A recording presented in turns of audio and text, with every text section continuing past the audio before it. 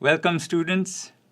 It's a great pleasure and a privilege to welcome you to a very exciting program at UCSD Extended Studies, focused on a certificate encompassing drug discovery and development, of which this journey that we'll be taking together is related to all aspects of pharmaceutical clinical, regulatory, and compliance.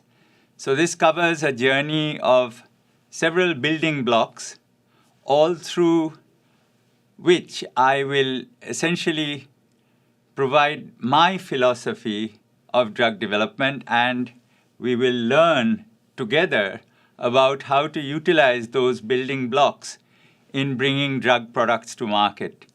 As I tell my friends and colleagues, in the drug development space, we are not developing toothpaste or cars or soap. We are developing specific medicines to help patients in need. And that is the underlying and overlying force, driving force, that takes us forward.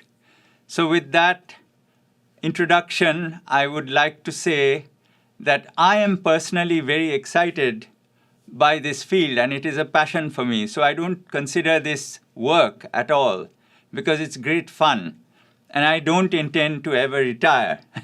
And I'm currently focused on developing my own drug products, which has been a journey over the last 30 years.